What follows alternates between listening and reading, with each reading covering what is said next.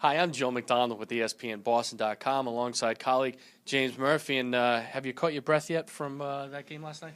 No breath, no sleep, Joe. I mean, this is the playoffs and you're used to it. But, man, what an exciting game, an amazing comeback. Still, you still go over it a million times of how they did it there. And just a great job by the Bruins and a great coaching job, as Peter Chiarelli told us today, by Claude Julien. So, all in all, a gutsy performance. And with this series now in the past, because they do have to move on, they have another important series coming up against the New York Rangers, and the Bruins are hoping to build off that momentum.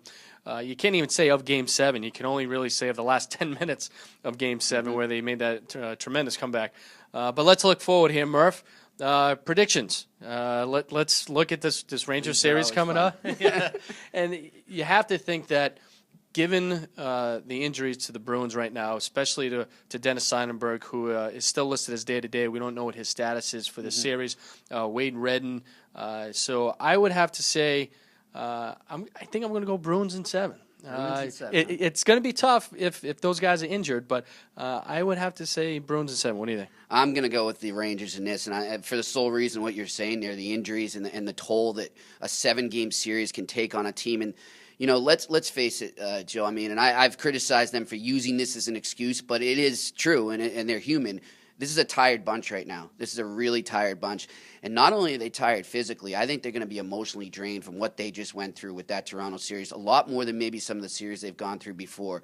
To go through that comeback like that, you're so high, you can only go low, I think, after that. And I see the Rangers coming in here, grabbing one in the first 2. I like the Rangers in 6. See, this is I disagree with you, Murph, because I think that this is a type of game where they build off of. Because they were so inconsistent in this series, I think that they were on the brink to being done in 2013, and then that was an amazing comeback. So I think it goes the other way. I think you can only go up from that. And I did pick the Rangers in my preseason poll to win the conference. I can change now, but I do think that the Bruins do kind of feed off this momentum or mojo, as Peter Chiarelli said, and really that helps them in the series. Well, you know, you would think that, and I think what you're saying makes sense, but with this particular Bruins squad, where have they built off any momentum they've gotten this season? It seems every time you think they've turned a corner, they don't. I hope they prove me wrong, because I'd like to be talking to you 2 months from now, or a month from now, rather, in the Stanley Cup Finals. But, I mean, I don't see it with this team. I haven't seen them build and carry that momentum